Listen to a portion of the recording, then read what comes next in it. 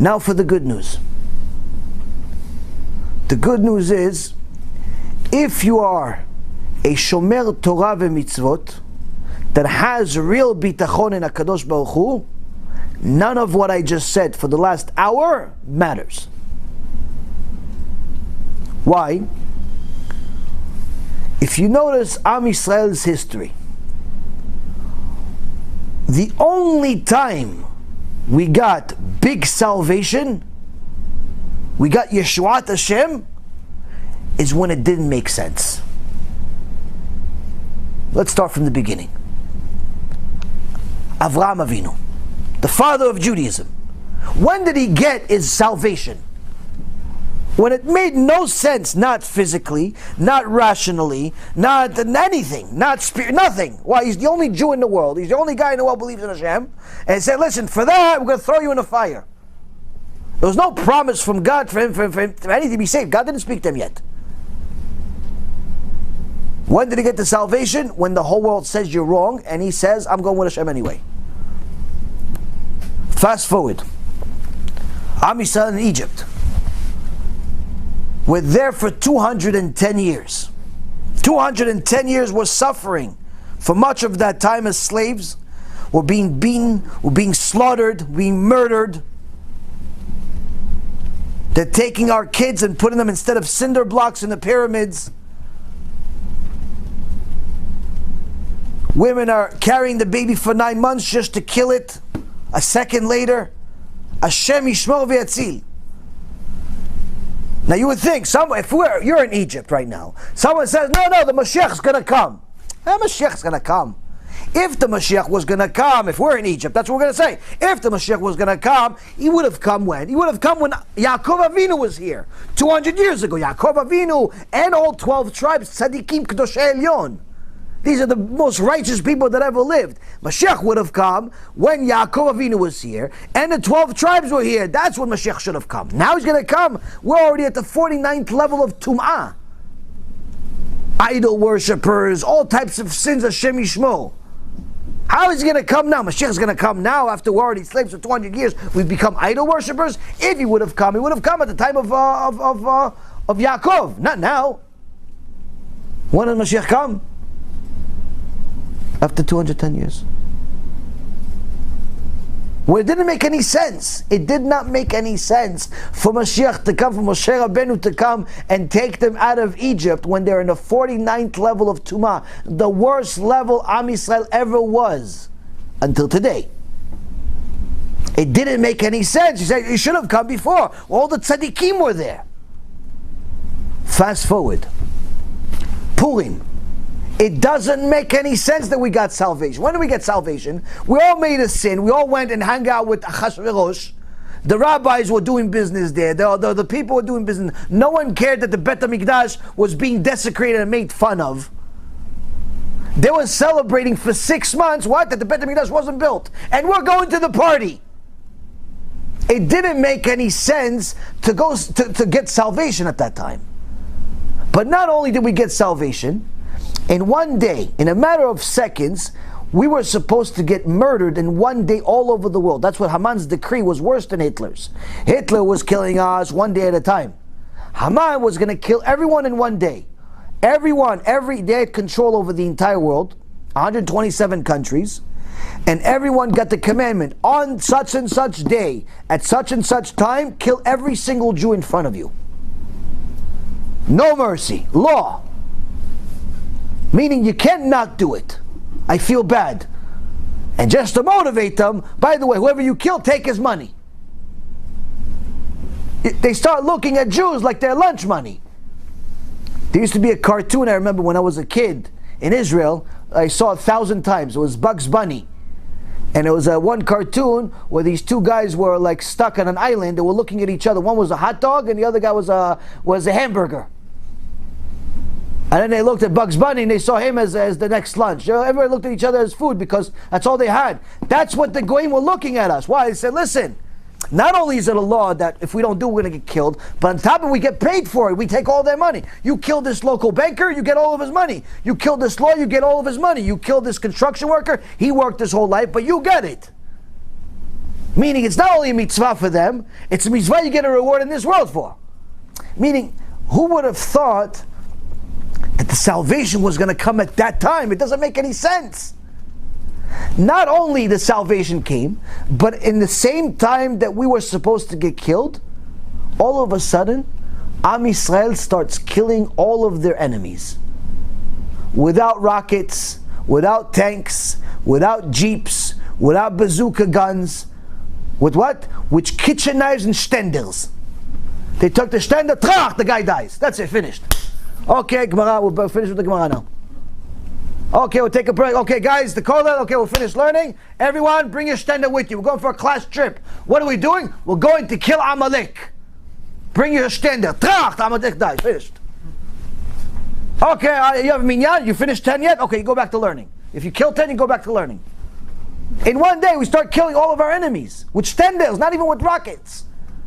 No Iron Dome. Kitchen knives, dull knives. You know those butter knives that no one knows why they're there still?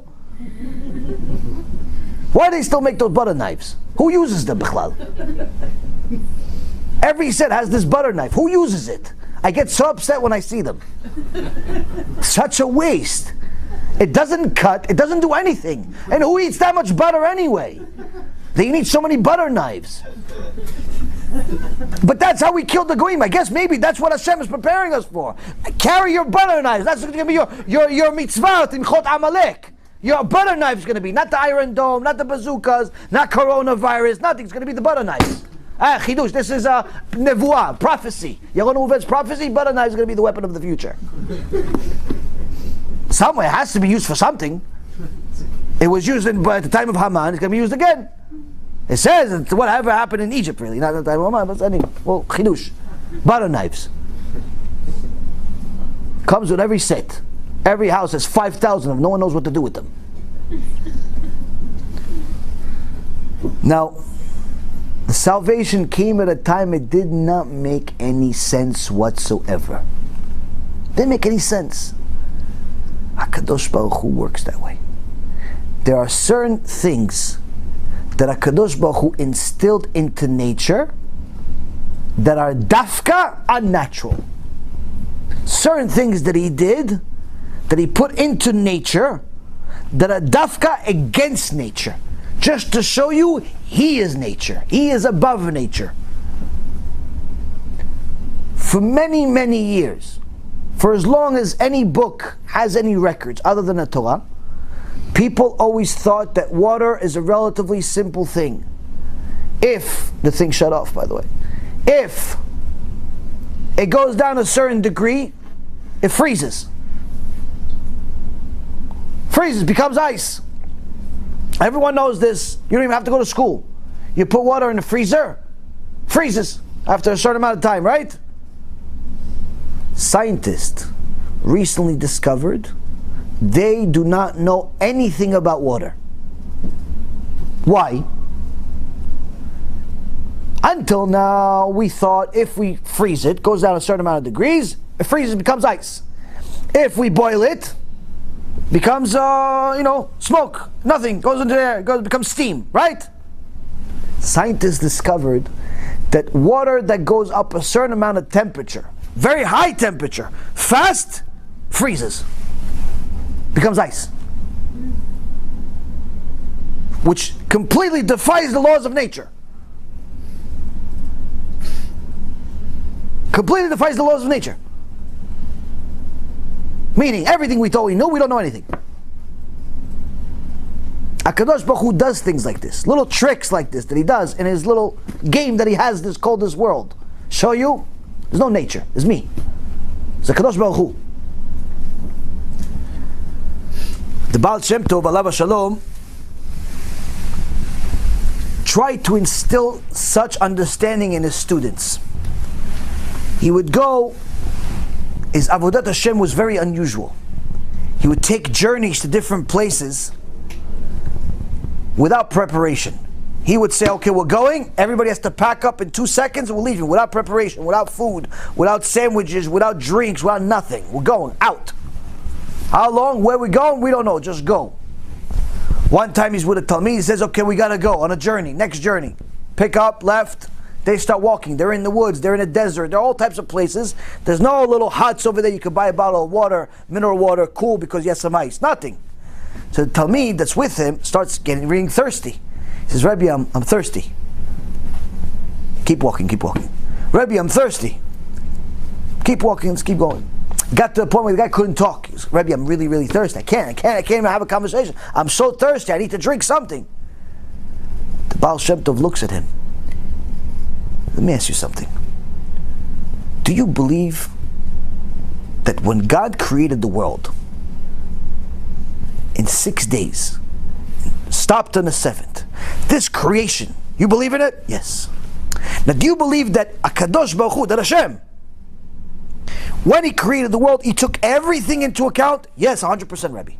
Do you think that He also took into account the 5,400 years later, there's gonna be a Jew, it's gonna be in the woods, trying to go serve Hashem, by reaching other Jews in lost places. And that Jew is gonna be thirsty, but there's not gonna be water anywhere. Do you think HaKadosh Baruch Hu took that into account? He said, yes. You think HaKadosh Baruch Hu is gonna let him stay thirsty? He says, no. Okay, keep walking. Not 5 minutes passed, they see some goy with a whole caravan full of water. Hey, stop. What are you doing here? The goy is frustrated as can be. He's like, why? What's wrong? Listen, my boss went crazy today. I have no idea. My job, I built stuff. My boss today decided, listen, today you're going to take all this water and just go around the park all day. Go in the woods. Maybe somebody needs water.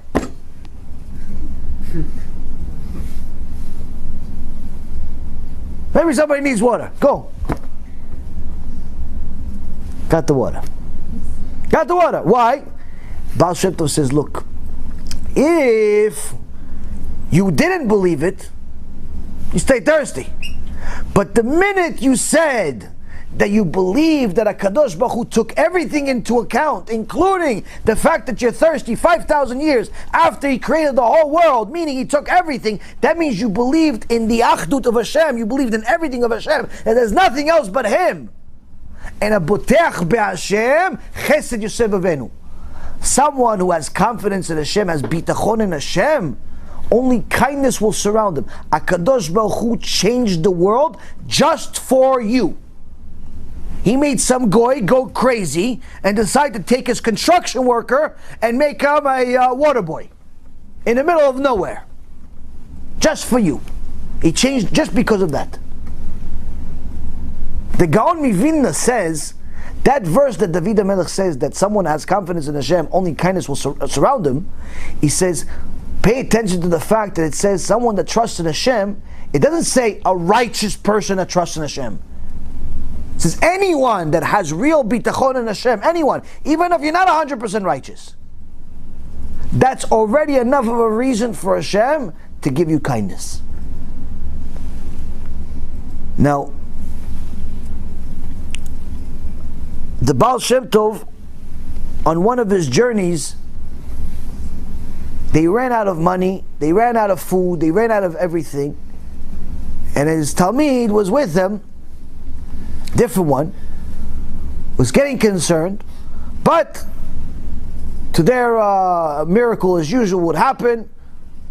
Some rich guy sees them, identifies the Baal Shem Tov, and says, Kvod Harav, please stay with me, I'll host you, everything you need we'll take care of. So they get hosted, and this host was very generous, gave him a gold coin. Now in those days, a gold coin was very, very valuable. It's enough money for, a year or two. It's a ton of money. The Talmid of the Baal Shem Tov was so excited that he got this gold coin, he almost said Alel on it. He almost said a special blessing on this. Oh, we're not going to have to worry about money. Anywhere we go, we can buy stuff. Baruch Hashem, our journey is paid for. The Baal Shem Tov noticed how much this Talmid was happy over this coin. He told him, listen, get the Gabai of the local Keilah here to come. He gets the Gabai, gives the Gabai the gold coin. He says, listen, this gold coin, divide it into 12. The first half, give it to poor people, orphans, and people that are in need. The other half, give it to people that learn Torah.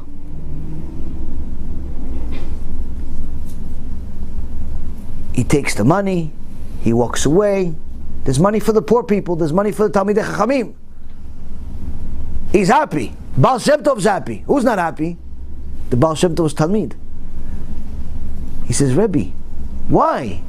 Why? Finally we got some money, we can pay for stuff, we don't have to worry. Why are you putting yourself again in this situation? We have to depend on another miracle. Why? The Baal Shem Tov starts laughing. He's having a good time. He goes, Rabbi, were you making fun of me? He goes, no, I'm not making fun of you, chas v'shalom. I'm just laughing how you forgot something. He goes, what did I forget, Rabbi? What did I forget? He says, you forget that HaKadosh Baruch Hu is the one that runs the world. And as long as He's alive, you have nothing to worry about. If HaKadosh Baruch Hu is not alive, then you have everything to worry about. But as long as HaKadosh Baruch Hu is alive, you have nothing to worry about. That's what you're forgetting. That's why I'm laughing. You're thinking that we needed this coin. You forgot HaKadosh Baruch Hu is the one that runs the show. It's something as simple as that is going to help a person make it throughout this next chapter of the journey. Why? Because that type of understanding that HaKadosh Baruch Hu runs the world, that HaKadosh Baruch Hu is the only one that runs the world, and no one else, is going to help a person make all of the right decisions at the right time. What should I do with my money now? What should I do with my house now? What should I do with my tshuva now? What should I do with my learning now? What should I do with my marriage now? What should I do with everything? You're going to know what to do. Why? Because you know Hashem runs the world. A person that has a doubt in who runs the world, he's going to try to beat the system. He's going to try to do things with his own power, with his own strength, with his own mind. No. This rabbi doesn't know what he's talking about. I'm going to buy some call options. I'm going to buy some stock options. I'm going to do this. I'm going to do that. I'm going to do all types of things to beat the system. You're not getting the point. HaKadosh Baruch Hu is trying to tell us clearly right now. The show is over. It's time for everyone to make their decisions of what you want to bring to the next world. You're allowed to work. You're allowed to make money. You're even allowed to make investments. No problem. But if that's your priority in life and HaKadosh Baruch Hu is secondary, you have a very serious problem. Why? You're not going to have another chance. So that's why HaKadosh Baruch Hu is shaking up the world in such a way where everyone is put up to question. Everyone's going to realize that everything they knew, everything they thought they knew is incorrect. That reality check is very painful. Now, if a person humbles themselves, realizes, okay, you know what?